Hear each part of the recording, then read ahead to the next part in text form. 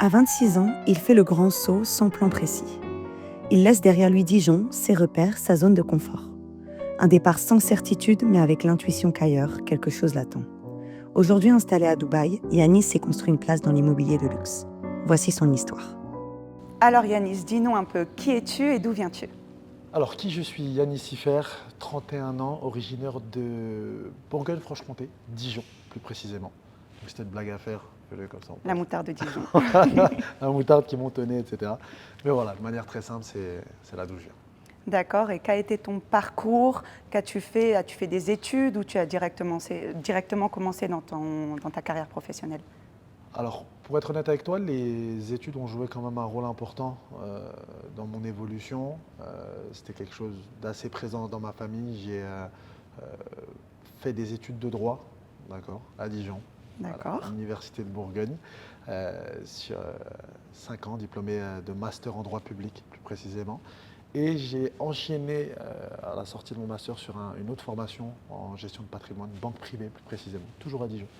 Et c'est après que j'ai commencé ma carrière professionnelle, après ces quasiment 7 ans d'études. Ouais. D'accord. Et qu'est-ce qui t'a poussé vers cette voie d'avocat, de droit? Mon père, Ah bon?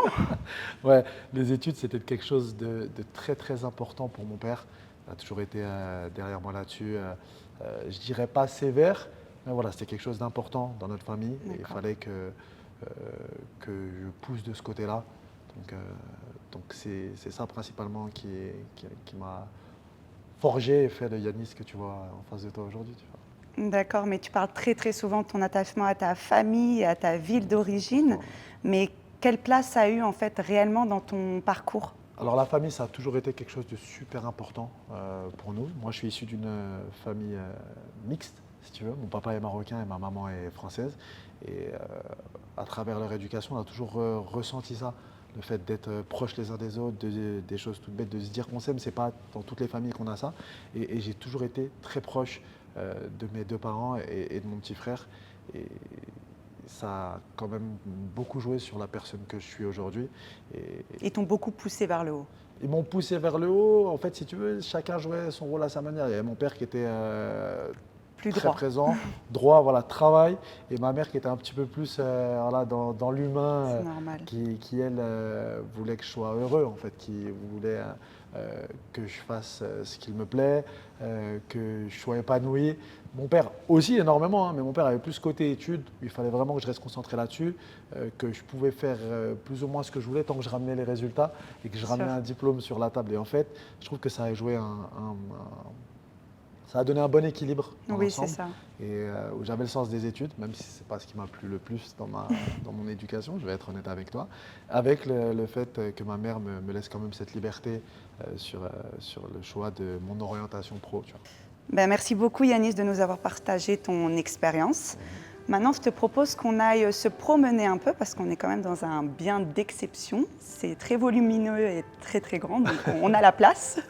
Donc si ça te dit, on y va? Avec grand plaisir, on est dans l'un des plus bels appartements de Dubaï, donc Oui. je pense qu'il ne faut pas louper ça. Au-dessus de nos bureaux en plus. À la maison.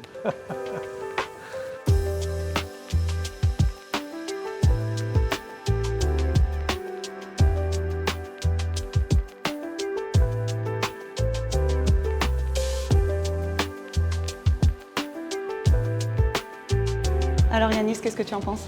Écoute, je pense que les 35 millions d'euros demandés pour ce penthouse sont plus que justifiés. On est sur un bien d'exception, unique. Et je pense que ça reflète bien Dubaï, de manière générale. Est-ce que tu l'aurais cru, après ton bac, te retrouver 15 ans après à Dubaï, dans ce bien?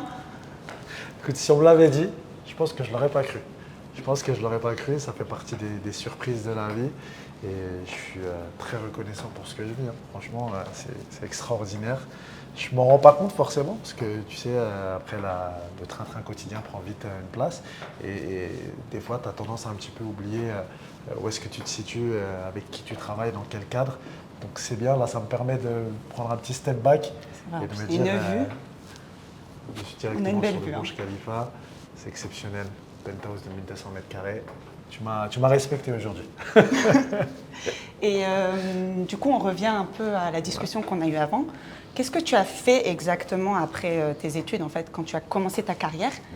Qu'est-ce que tu as fait? En fait, si tu veux, les études m'ont aidé plus à me trouver moi. D'accord. Tu vois, dans le sens où voilà, mon père ne m'a pas forcément laissé le choix, mais ça m'a permis de comprendre un petit peu sur quel domaine j'étais plus à l'aise, quel traitement je vais donner à telle information, qu'est-ce qui va m'être utile, qu'est-ce qui va coller à ma personnalité. Donc j'ai fait, comme je te l'ai dit, j'avais fait mon master en droit. À la suite de ça, j'ai commencé à travailler directement en tant que juriste. En fait, si tu veux, dans le parcours du Master 2, tu as une partie professionnelle qui est obligatoire en alternance. Et en fait, très vite, pendant cette alternance, je me suis rendu compte que ce n'est pas forcément ce qui allait me rendre heureux, tu vois. D'accord. Et donc, à ce moment-là, j'ai un peu la désillusion de la fac, où pendant plusieurs années, que ce soit au lycée à la fac, on te dit que c'est si tu veux, le chemin de rêve, la voie rêvée. À partir du moment où tu auras ton diplôme, tout se passera très bien. Bah, je me rends compte qu'à ce moment-là, ce n'est pas forcément ce qui va me faire vibrer. Et donc, je décide de repartir pour un tour. Un jour, je vais voir mon père, je m'en souviendrai toujours. Je dis, papa, ça ne me plaît pas ce que je fais. Donc, je vais recommencer un autre diplôme. Et après, il dit, mais t'es sérieux après tout ça? Il m'a vu galérer pendant les partiels, les années, exactement. Exactement. On m'a vu galérer, parce que la fac de droit, c'est compliqué. Il y a toutes les facs, que ce soit éco, droit, médecine, c'est assez élitiste, il y a beaucoup de monde et c'est pas forcément facile d'avancer. Et je lui dis, papa, je vais recommencer quelque chose, quoi. Il faut que je trouve ce qui me plaît. C'est courageux.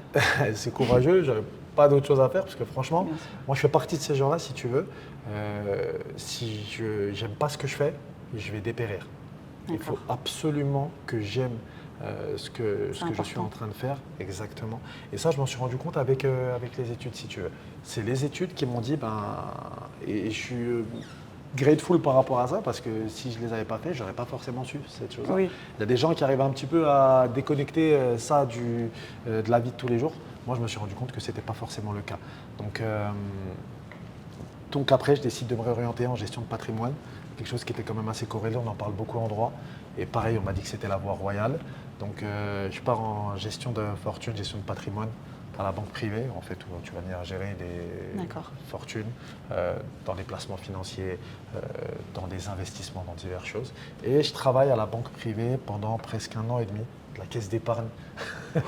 À Dijon. À Dijon toujours. Toujours à Dijon. J'ai fait toutes mes études à Dijon. D'accord. En fait, ce qui est fou par rapport à aujourd'hui, c'est que j'avais jamais bougé. J'ai fait toutes mes études à Dijon et j'avais jamais bougé. Tu vois. C'est incroyable ça quand même. Exactement. Exactement. Et donc je commence à travailler, si tu veux, 1 an et demi en banque privée et toujours une partie en alternance. Je fais 1 an en alternance. Je travaille 6 mois plein. C'était à la période du Covid un petit peu qui a été compliqué. Et là, pareil, plus ou moins le même sentiment que j'ai quand j'étais en droit. Je suis pas forcément heureux dans ce que je fais. Compliqué et je commence à désespérer. Je me dis, qu'est-ce que je vais faire? Où est-ce qu'est ma place? Tu avais quel âge à ce moment-là? Quel âge j'avais? Je devais avoir 25, 26 ans. Oui. 25, 26 ans. Et c'est une période un petit peu charnière de ma vie où je me cherche encore. Mais en réalité, est-ce que tu aurais changé quelque chose aujourd'hui, maintenant où tu regardes un peu où tu es aujourd'hui? Est-ce que tu aurais changé ce qui s'est passé? C'est une bonne question, ça t'a bien bossé. C'est une question que je me pose tous les jours et honnêtement, je n'ai pas franchement la réponse. Parce que mon métier aujourd'hui me permet de voir plein de profils différents, des profils qui ont réussi dans l'investissement, dans les études, dans l'entrepreneuriat. Et on a différents profils. Il y a des gens qui ont fait beaucoup d'études, il y a des gens qui n'en ont pas fait, qui ont commencé directement dans le business. Donc est-ce que si j'avais le pouvoir de changer, je ne sais pas. Est-ce que je serais l'Yanis que je suis aujourd'hui si j'avais pas fait toutes ces études qui m'avaient orienté? Est-ce que ça se trouve, j'aurais été encore plus successful si j'avais commencé directement dans le business, comme les clients que je rencontre aujourd'hui? Mais je pense que non, c'était ma voie. C'était ma voie et ça fait ce que je suis aujourd'hui. Toi qui me côtoies tous les jours, tu le vois. Mais j'ai eu des passages compliqués, mais je pense que ça m'a forgé et c'est ce qui m'a emmené. C'est ton expérience en fait qui fait qui tu es aujourd'hui finalement. Tu as tout compris et je pense que ces études-là, toutes ces informations, ça m'a façonné mon caractère, ma manière de réfléchir. Et c'est pour ça que, j'ai pas forcément apprécié certains passages. Ça reste quand même très scolaire, je ne suis pas fan forcément de ça, mais ça m'a appris une manière de réfléchir, une manière de travailler, une manière de penser.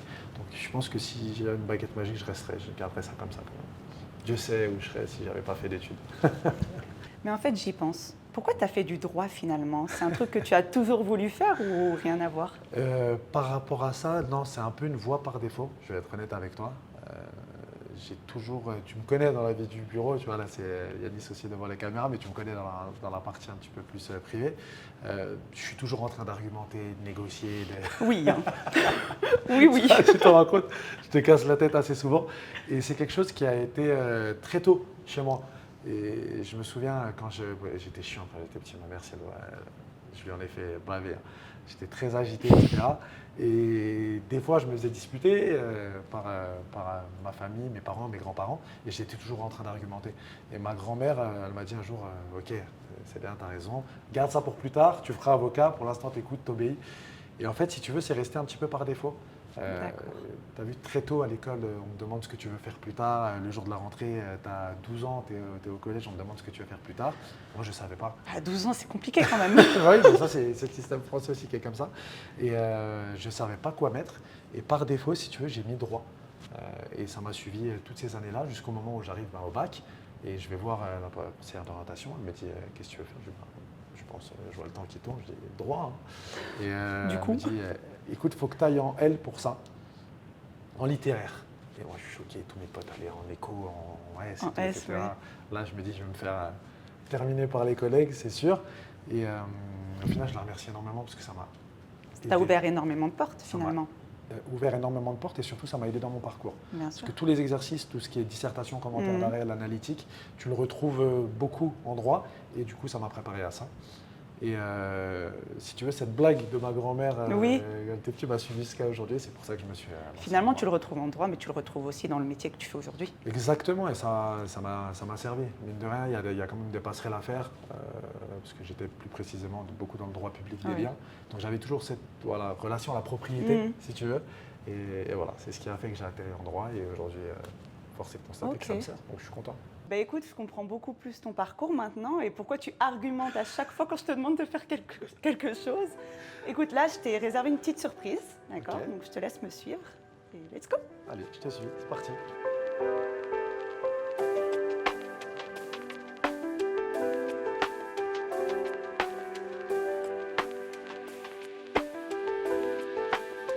Bon, on se retrouve sur l'une des 4 terrasses de ce penthouse, c'est le rooftop.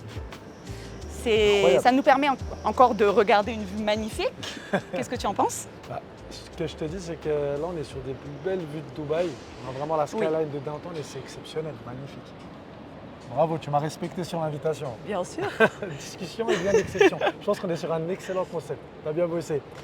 Et qu'est-ce que ça te procure de voir ça? Ce que ça me procure, c'est que on s'y habitue pas. En vrai de vrai, on s'y habitue pas. Et c'est bien de temps en temps, comme je te l'ai dit tout à l'heure, de contempler un peu le chemin parcouru, de prendre le temps de voir ce qu'on a fait et d'apprécier pour essayer de visualiser ce qui est à venir. Mais non, c'est beaucoup de gratitude, beaucoup de chance aussi d'être là, de travailler avec une équipe comme ça, dans un cadre comme celui-là, c'est exceptionnel. Et, franchement, je suis plus que reconnaissant, c'est un vrai bonheur.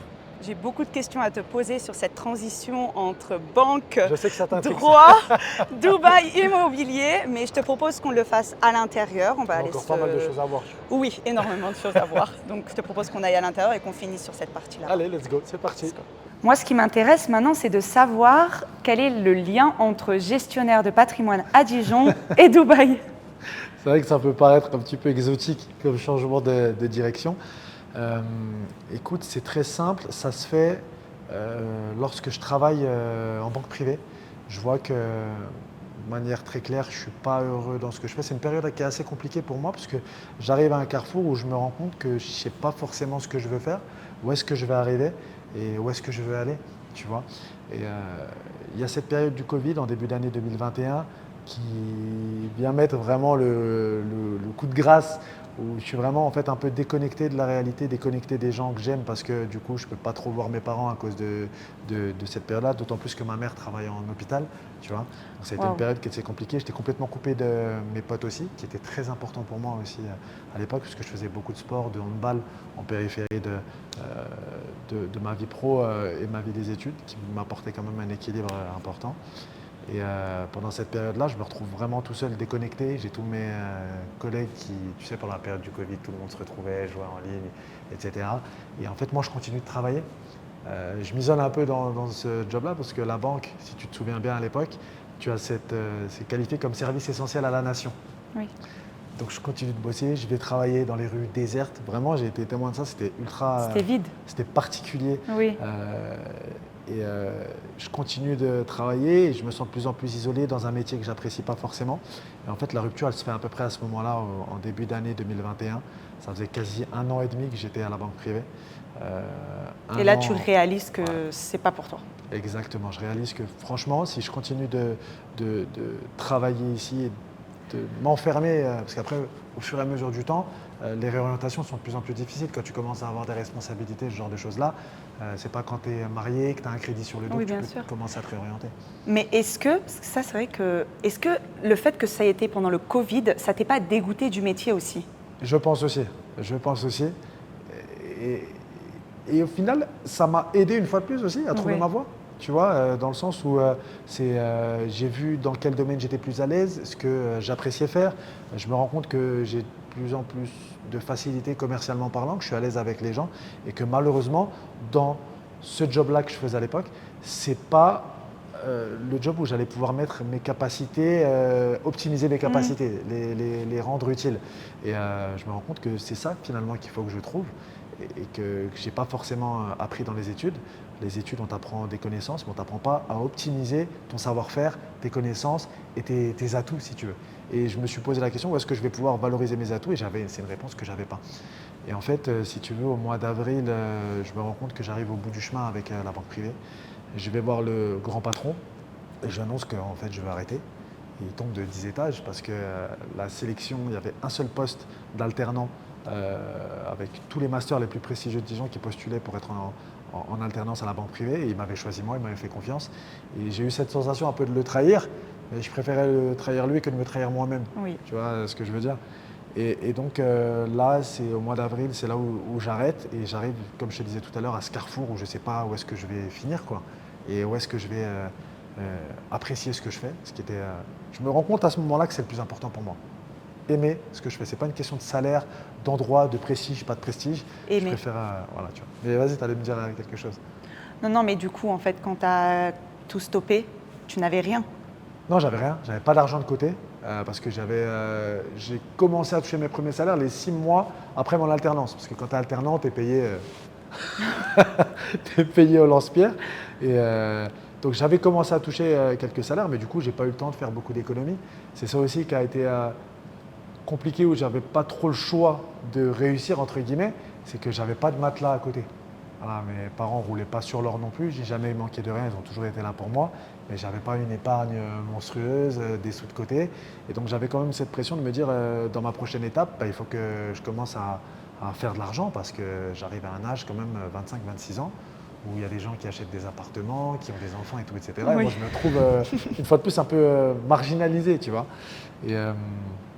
Et c'est à ce moment-là que je suis le plus perdu, je pense. Quand je sors de la banque privée, je sors de mon cursus en droit, de la banque privée, c'est le moment où je suis le plus perdu parce que je ne sais pas où est-ce que je vais aller. Je sais juste que je veux kiffer ce que je fais. Et donc, le hasard faisant tellement bien les choses, quoique on dit qu'il n'y a pas de hasard dans la vie. J'ai un de mes amis proches, Nico, si tu vois ça, je t'embrasse, je te fais un gros bisou, qui lance une nouvelle aventure entrepreneuriale à Ibiza. L'île des valeurs espagnoles. Ibiza, l'île de la fête. Waouh. Tu vois, donc le grand écart est incroyable. Et en fait, je vois qu'il lance ça sur les réseaux. Sa première année, donc période de Covid aussi quand même, 2021. Et on discute et pour rigoler, il me dit tu devrais rejoindre l'aventure et on fait ça ensemble, tu vois. Et moi, je me dis tu sais quoi, je vais y aller. Et c'est assez particulier parce que c'est une époque de ma vie, comme je te l'ai dit, où je ne bougeais pas trop, en fait. Tu avais besoin de ça, je pense. J'avais besoin de ça autant que ça me faisait peur. Bien sûr, puisque tu sors de ta zone de confort finalement. Exactement, et je ne suis jamais sorti, comme je t'ai dit, j'étais quelqu'un de très famille. Entre le handball et les études, et mes amis, je ne faisais rien, je voyageais très peu. Je suis allé un petit peu au Maroc, mais je n'avais pas vu grand-chose. Et sortir de chez moi, je dormais jamais à l'extérieur de chez moi, tu vois, je rentrais toujours auprès de mes parents, etc. Et je me dis, bah, tu sais quoi, vas-y, j'y vais. Et donc, j'arrive en tant que business développeur là-bas, à Ibiza. L'objectif, il est simple, c'est une boîte d'événementiel, c'est de développer ça, d'organiser des événements privés et de proposer différents services aux touristes qui sont là-bas. Ça se fait beaucoup là-bas en plus. Ouais, ça se fait beaucoup. Bah, c'est l'île de la fête, il y a Oui, beaucoup oui, de oui. gens qui ont de l'argent aussi à Ibiza. Et en fait, c'est là où je me rends compte que je suis à l'aise là-dedans, que je performe commercialement parlant et que sur une centaine de salariés, je finis premier en termes de résultats sur les ventes, les deals signés et gagnés. Et ça a été une vraie claque pour moi, Ibiza, en fait. Ça a été le révélateur, l'électrochoc. Et Vraiment. comment tu t'es senti quand tu es arrivé là-bas? Parce que tu étais loin de ta famille, Ouais. tu as tout laissé, tu étais tout seul si je comprends bien. J'étais tout seul, je connaissais personne là-bas, à part Nico qui lui avait une position un petit peu plus managériale, qui était mon point d'attache. Et Nico que j'avais rencontré en vacances. Donc si tu veux, ce n'était pas mon ami de toujours, mon Oui. ami d'enfance. C'était un ami avec qui j'appréciais beaucoup, que j'entendais, mais voilà, il avait ses tâches à gérer. Et moi, je me souviens d'un certain moment où je suis sur la plage à Ibiza. Je dois proposer les événements privés qui arrivent bientôt. Et je me dis, mais qu'est-ce que Mais je en quelle fous là langue? Hein? En anglais, en français? Les deux, les deux. Et en plus, mon anglais à l'époque n'était pas encore Oui, c'est ça, parfaitement c'est que tu as fluide. beaucoup d'internationaux, il y a beaucoup de personnes, beaucoup de C'est full touristes. international Ibiza. Et là, j'ai quand même, dans les premiers jours, qu'est-ce que je fous là? J'arrive dans un petit hôtel où je suis en colocation avec qui est aujourd'hui Simon, un de mes meilleurs amis, qui est venu justement s'installer à Dubaï aussi par la suite. Waouh. Et c'est là-bas que je le rencontre. Et ouais, j'ai une période d'hésitation quand même. Et au final, tout rentre dans l'ordre, ça se goupille super bien. C'est pour ça que je pense que j'ai vraiment une bonne étoile. Et la connexion, elle se fait à ce moment-là, tu vois. C'est à Ibiza que je rencontre un de mes très bons amis qui était, lui, salarié ici à Dubaï, qui travaillait dans une boîte de construction de villas et de revente de villas de luxe. Et en D'accord. fait, en discutant avec lui, en voyant mon profil, en voyant que je suis à l'aise, que je performe, il me dit « Mais toi, tu as tout à fait le profil pour aller à Dubaï, tu vois. » Et moi, je voyais Dubaï de manière très lointaine, tu vois. Avec tous les a priori, Les influenceurs, exactement. stéréotypes de Dubaï. Exactement. Donc je garde ça dans un coin de ma tête et puis il faut que je pense à la suite. La fin de la saison arrive et il me pousse avec ça. Il me pousse avec Dubaï. Il fait tu dois essayer, tu dois venir. Mais Dubaï à l'époque ça ne m'attirait pas du tout. Comme je t'avais dit juste avant, j'avais une image très stéréotypée d'inaccessibilité et que j'avais pas du tout ma place là-bas. Tu vois. Et en plus j'étais parti loin de chez moi. J'avais qu'une envie, c'était de rentrer et de profiter un peu de ma famille, de l'argent que j'avais fait à Ibiza, etc. Et, Surtout que tu ne connaissais pas, donc il fallait quand même faire un premier step, venir voir en vacances. ou quoi. exactement, exactement. Mais au-delà de ça, ça ne m'attirait pas parce que la méconnaissance. Oui, vois, tu ne voulais pas. Tu as un avis sur quelque chose que tu n'as jamais vu ou visité. Et en fait, dans le même temps, j'ai mon meilleur ami de l'époque qui adorait Dubaï, qui était déjà lui venu et qui me dit en fin de saison, c'était au mois de septembre, dès que tu as fini la saison, on va faire un tour à Dubaï. Je dis, mais attends, mais vous êtes passé le mot ou quoi? Le destin. Exactement. Et je me dis, bah, et il me fait plier, tu vois, il me spamme un petit peu avec ça, il me fait plier. Et je dis, bah écoute, let's go, on va y aller. Je sais que Julien, en plus, qui m'a beaucoup poussé, a des connexions là-bas. Je mets un costume quand même au final dans la valise et je prends des billets aller-retour. Je dis à ma mère que je vais partir 10 jours et que je reviendrai. Et j'arrive fin septembre à Dubaï pour la première fois en vacances avec quand même deux, trois petites connexions gérées par Julien pour voir ce qu'il est possible de faire professionnellement. Et ta première impression, ça a été quoi quand tu as posé les pieds à Dubaï? Choqué. C'est un monde parallèle. Vraiment, j'ai un électrochoc une fois de plus parce qu'en fait, c'est vraiment le moment où je découvre le monde en fait, tu vois. Entre Ibiza, là, j'enchaîne avec Dubaï. Je me dis mais en fait, c'est comme quand tu habites dans une toute petite île et que tu vois l'immensité Oui. du monde, tu vois. J'arrive à l'aéroport, déjà, je vois l'aéroport, il fait la taille d'une ville, je vois le Burj Khalifa, je vois le monde, l'agitation, le business, les lumières. Je suis vraiment complètement largué en plein milieu de cette grande ville et je comprends que que, ok, il y a des gens sérieux. Et moi, j'étais dans mon petit patelin et qu'à côté de ça, il y a des choses qui se passent, quoi. Tu as fait quoi à Dubaï? J'ai cramé de l'argent dans un premier temps, chose que j'ai Comme beaucoup tout le regretté monde. par la suite. Parce que voilà, on y met bien les belles choses à l'époque avec mon collègue. Et donc, dans un premier temps, je crame des sous, je profite. Et dans la deuxième semaine, c'est là où je commence quand même à regarder un petit peu ce que je veux faire. Et je commence les rendez-vous pro. Et c'est là aussi, dans cette deuxième semaine-là, que je réalise que ouais, peut-être que ça va être bien pour moi. Peut-être il y a un monde où je kiffe, Dubaï. Il y a un monde. Les premières interviews, les entretiens, ça s'est passé comment pour toi? Comment tu l'as ressenti? C'est la première fois où je bascule du français à l'anglais professionnel. Et je ne suis pas encore tout à fait à l'aise. Comme je t'ai dit, Ibiza m'a beaucoup aidé quand même. Il y a un gros step-up avant, après Oui. Ibiza. Mais je ne suis pas encore totalement à l'aise. Et les interviews se passent magnifiquement bien, même trop bien. Et je trouve ça bizarre. J'arrive, je fais 3-4 interviews. Les 3-4 me disent « Ok, let's go, je t'engage, on y va ». Oui, ça change de l'Europe, en fait, finalement. C'est pas du tout le même format, ils n'ont même pas regardé mon CV, c'est juste ils discutent avec toi, ils voient comment tu réfléchis, comment tu peux être une valeur Personne. ajoutée pour eux, et là tu comprends petit à petit Dubaï. Voilà, que Donc c'est Dubaï, pour ça que tout à l'heure tu me disais justement que tes études, en fait, tu ne sais pas trop si ça t'a vraiment servi parce que finalement le CV, ce qu'il y avait de noté sur ton CV, il ne le regardait pas trop. C'est surtout la personne que tu es en fait ici à Dubaï. C'est exactement, ce qui c'est ça qui fait toute la différence. Et si je peux véhiculer un message, c'est que vous n'avez pas besoin d'avoir un profil long comme le bras, des dizaines de milliers d'expériences. Bien évidemment, c'est important, ça joue, mais c'est ce qu'il y a là, quoi. C'est ce qu'il y a là qui fait la différence. Et je m'en rends compte, et je trouve ça même suspect. À un moment, je me dis, mais comment ils peuvent me parler 10 minutes et me dire qu'ils m'engagent? Parce que j'avais plusieurs pistes. J'avais une piste en IMO, même si j'avais pas du tout l'idée que j'allais bosser dans l'IMO à la base en venant à Dubaï, tu vois. Et j'ai une piste en IMO avec une boîte indienne, je m'en souviendrai toujours. J'ai une autre piste avec une autre boîte IMO et la connexion de Julien qui travaille en fait dans le développement, le business développement d'extérieur design.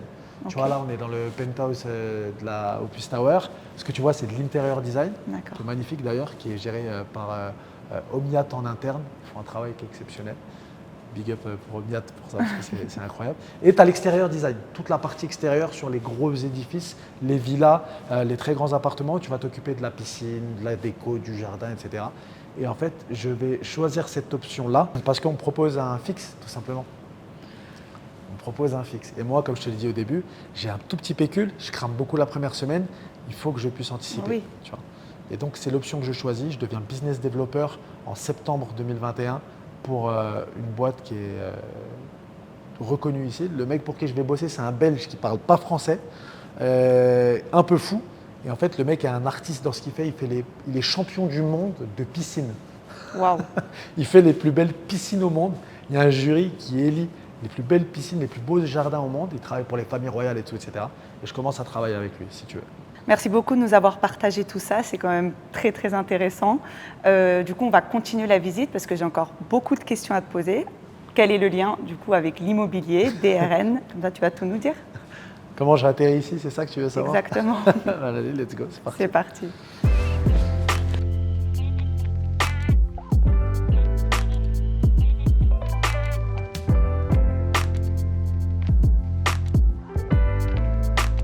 On est sur la deuxième terrasse, la plus grande. En plus, tu as ton propre jardin au 19e étage avec une vue full Burj Khalifa. C'est pas au top ça?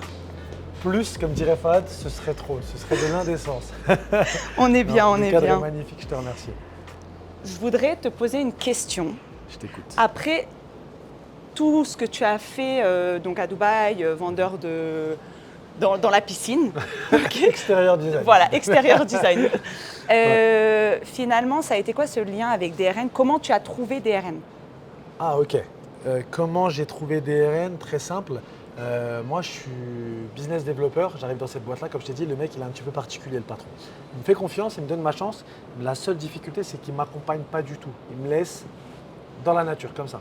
J'ai pas de bureau, il me dit, allez, va chercher des clients. Full responsabilité. Full responsabilité sur un produit qui est quand même ultra technique. Le mec, il est champion du monde de piscine, il est reconnu pour ça.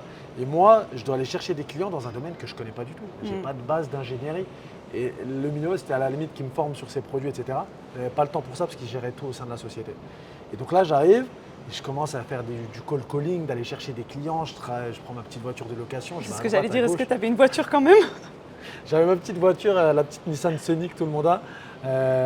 Tous mes hustlers de Dubaï connaissent cette Nissan Sunny. Et je vais commencer à rôder dans les quartiers, les beaux quartiers, tu vois, où je peux aller chercher des clients.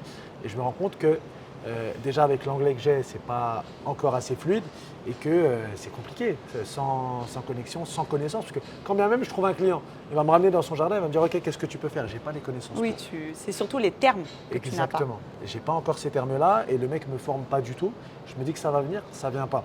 Et donc je me dis comment je vais pouvoir performer. Je réfléchis, je me dis je parle français, je suis à l'aise commercialement, je vais me rapprocher de clients français possiblement. Comment je vais trouver des clients français? À travers des agences immobilières, parce que c'est elles qui sont en contact directement avec les propriétaires des biens d'exception. Et donc, forcément, le premier francophone dans l'immobilier que je trouve sur les réseaux, tu te doutes bien. Mounir. Difficile de passer à côté. Et donc, je le rencontre, je contacte Manel dans un premier temps, je m'en souviens. C'est la première que je vois vraiment qui est chez DRN et qui me demande de passer au bureau. Et du coup, je passe au bureau de DRN et pour essayer de négocier un partenariat avec Mounir, tu vois, d'apporteur d'affaires. Il me donne des clients qui cherchent des travaux et on s'arrange. Et Mounir, à partir de ce moment-là, on discute une bonne heure. Tu connais Mounir comment il est un peu direct, incisif. Et il me rentre un petit peu dedans et il voit que je réponds, que je suis à l'aise dans ma manière de m'exprimer, on va dire. Et je m'en souviendrai toujours, il me pose une question, il me dit ok, c'est bien beau ce que tu fais, mais est-ce que tu as envie de faire un vrai job et de vraiment gagner ta vie? Ah oui. Ouais. D'accord.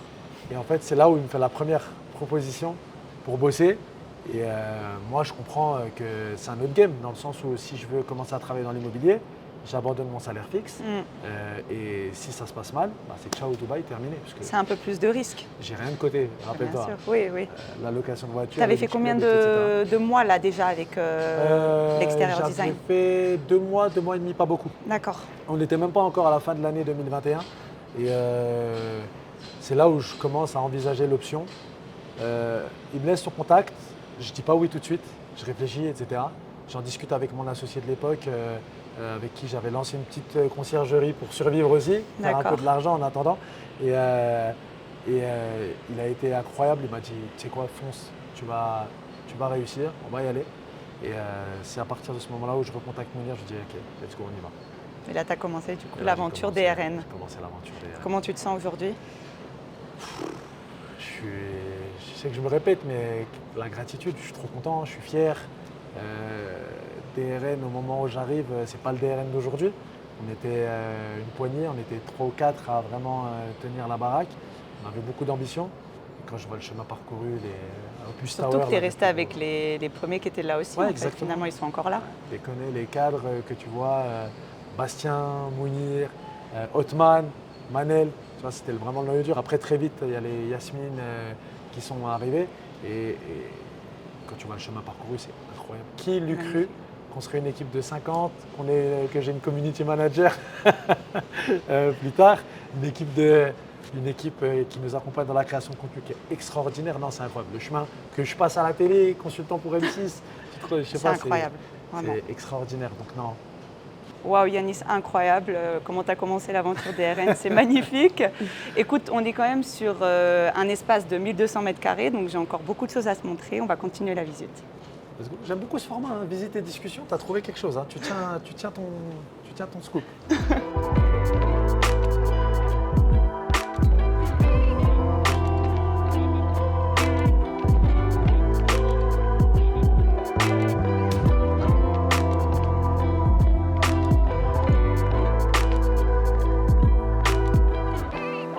Yanis, comment tu définirais ton métier aujourd'hui et surtout en quoi il va au-delà de juste vendre de l'immobilier? Oh, bonne question. Comment je me définirais? En fait, je garde une ligne directrice à propos de ce que j'ai fait avant. Tu vois, cette manière de gérer le patrimoine, d'avoir un vrai lien et d'avoir une vraie influence sur la vie des clients avec lesquels tu vas travailler, parce que j'aime le dire, je le dis souvent lorsque je parle de mon métier, c'est que quand tu vas voir un médecin, tu lui confies ta santé, mais de l'autre côté, tu as la santé financière qui est extrêmement importante, parce que l'un sans l'autre, généralement, la vie, elle devient vite compliquée. Et moi, on ne me confie pas la santé normale, mais la santé financière. Donc, en fait, quand tu construis cette relation avec tes clients qui te confient des sommes mirobolantes, on parle de centaines de milliers d'euros, de millions d'euros, bah, tu te rends compte que tu as un impact direct sur leur vie et que tu peux faire changer leur vie de manière démesurée, quoi, surtout dans une ville comme Dubaï. C'est vrai que c'est un métier quand même très exigeant. Donc, du coup, comment tu gères cette pression et cette incertitude par moment? Ça a été compliqué au début, je te l'accorde. En fait, c'est un mindset à se faire. Je trouve que c'est le métier qui illustre mieux Dubaï, si tu veux. La progression de Dubaï, la vision de Dubaï. Et qu'il faut être prêt pour ça. C'est pas fait pour tout le monde. Il y en a beaucoup qui se cassent les ailes, comme il y en a beaucoup qui s'épanouissent dans ce job-là. C'est un métier où tu sais pas de quoi demain est fait. Tu sais pas qui tu vas rencontrer. Est-ce que tu vas avoir le produit pour lui? Est-ce que tu vas savoir vendre le produit? Proposer le bon produit à la bonne personne dans la bonne temporalité. Donc c'est quelque chose que j'ai réussi à gérer assez tôt quand même. Je me suis senti à l'aise assez tôt dans ce job-là. Très vite, je me suis rendu compte que c'était ça que je voulais faire, quoi. C'est un métier où quand même que je peux comparer au droit parce que le marché de l'immobilier à Dubaï, il est en constante évolution. Comme le droit français ou autre, tu vois. Et tous les jours, tu dois te mettre à jour comme un médecin avec les nouvelles techniques de soins, de médecine. C'est un petit peu la même chose et en fait, j'ai trouvé des similitudes, des parallèles avec ce que j'ai connu avant, tu vois. Donc, c'est un métier qui est magnifique, c'est un métier passion. Je pense que pour performer et être consistant sur les années, il faut être passionné. Si tu n'es pas passionné par le job que tu fais. Et en fait, moi, je vois ce job maintenant un petit peu plus comme un jeu d'aventure, tu vois. Un MMORPG où chaque jour, je dois améliorer mon perso, je dois connaître de nouvelles choses, améliorer mes compétences, monter de niveau tous les jours et d'arriver au boss de fin de niveau comme dans des biens comme celui-là qui sont exceptionnels, tu vois. C'est avec ça que je veux bosser. Et comment tu gères ton temps? C'est quoi une journée type pour toi? Une journée type pour moi, ma vie tourne beaucoup autour de WhatsApp et de mes mails. Tu réponds pas très souvent. Tu parles, je sens la frustration derrière. Non, j'essaie de répondre au maximum. Aujourd'hui, heureusement, on a des équipes qui m'aident à gérer ça facilement. On a Mélissa qui fait un travail formidable et vous et toute l'équipe autour du marketing qui arrivait à diffuser de manière très pertinente ce qu'on veut dire nous et là où on veut aller.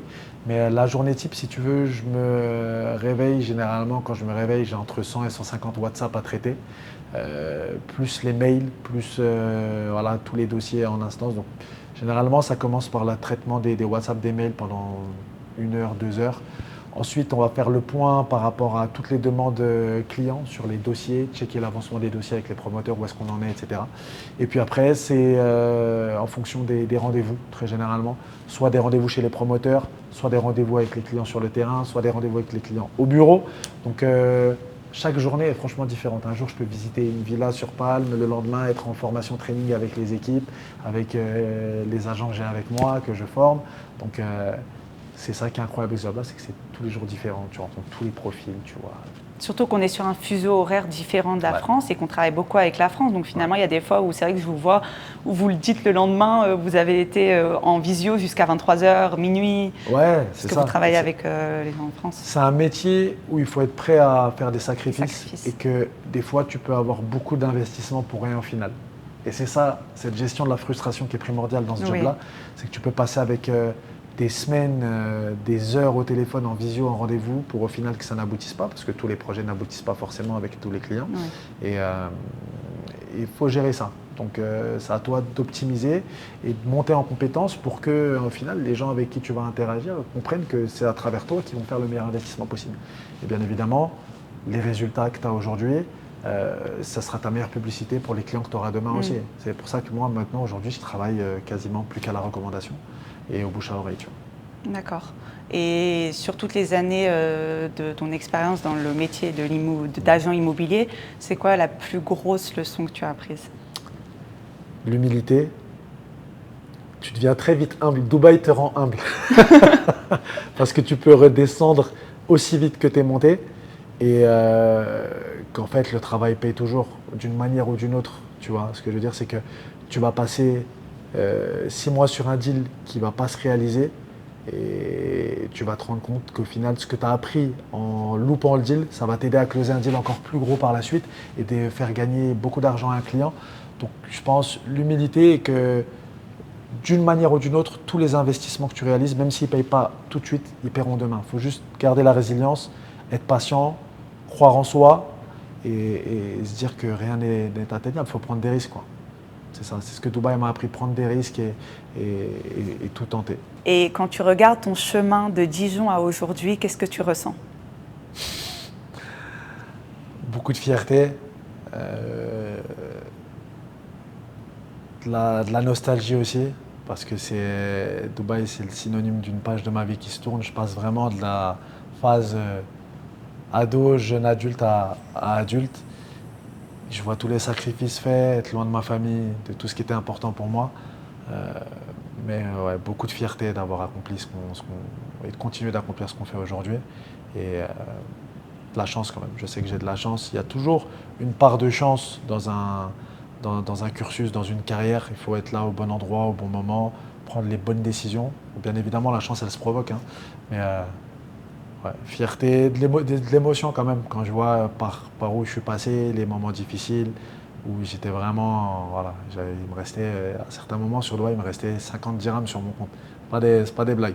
J'attendais ma première commission, j'allais m'acheter, je m'en souviendrai, du riz à Spini's, c'était des périodes compliquées, mais aujourd'hui, c'est... T'allais quand même à Spini's? J'allais à Spini's, beaucoup quand même, le riz poulet de Spini's. T'allais pas à Carrefour ou à Viva, t'arrivais quand même à aller t'acheter du riz à Spini's. Ouais. C'est fini parce que c'était déjà prêt, il fallait que je mange vite en sortant du bureau entre midi et 2 quand on était à Metropolis Tower. Je m'en souviendrai de celle-là. Et beaucoup de fierté si je devais répondre à ta question. Est-ce que tu te sens accompli aujourd'hui? Accompli, pas complètement, en partie, parce que si tu veux un accomplissement, t'arrives jamais vraiment à être accompli dans ta vie. Tu as toujours un objectif qui en suit un autre, c'est ça aussi qui fait le moteur. Hein. Mais je suis sur la bonne voie, on va dire. Je suis dans une situation aujourd'hui qui me plaît beaucoup, j'ai un job que je kiffe. Et accompli, je pense que je tends vers ça. On va dire que c'est ça. C'est pas la destination, c'est le voyage, comme on dit souvent. Ça m'emmène du coup à la prochaine question. Où est-ce que tu te vois dans 5 ou 10 ans? Waouh. Ma vie, elle a tellement changé là en 5 ans. Où est-ce que je serai dans 5 ans, 10 ans? Je ne saurais pas te dire. À Dubaï, j'espère. Tant que ça me plaît, je serai là. Et aujourd'hui, je ne vois pas comment ça peut arrêter de me plaire. Les projets à Dubaï sont tellement fous, les projets de DRN sont incroyables, il y a plein de choses folles qui arrivent. Donc non, je me vois ici, pourquoi pas développer encore plus DRN à l'international. On a des bureaux qui sont en France, à Paris maintenant. Pourquoi pas devenir un groupe, une multinationale au niveau de DRN. Il ne faut pas se mettre des limites. D'accord, merci beaucoup. On arrive à la fin de cette interview. J'ai une dernière question pour toi. Ouais. Tu nous as parlé de ton parcours, de ton éducation, d'où est-ce que tu viens. Maintenant, j'aimerais que tu donnes un conseil à quelqu'un qui a peur de se lancer. Qu'est-ce que tu lui dirais? C'est compliqué de donner des conseils lorsque tu es de l'autre côté et que j'ai un peu du mal avec ça, mais si je devais donner un conseil, c'est que si vous n'êtes pas heureux dans ce que vous faites, si vous avez envie d'évoluer, de changer, il faut se lancer.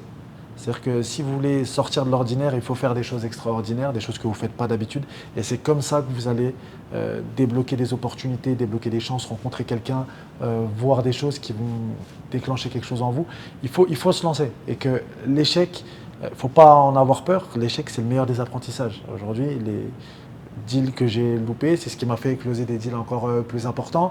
Et quand j'ai raté, j'ai toujours appris. Donc il faut se lancer. Il faut se donner les moyens, bien évidemment. Il ne faut pas arriver la fleur au fusil et penser qu'un miracle va se produire. Il faut se lancer, il faut travailler, se donner les moyens et à partir de là, tout est possible. Voilà. Il faut essayer, les amis. Essayer, il faut y aller, il faut tenter. C'est ce message-là que tu aurais donné au Yanis de 18 ans? Ouais, c'est ça, je t'aurais dit. Essaye plus, essaye plus. N'aie pas peur J'avais peur de l'échec, moi. Tu vois, quand j'étais...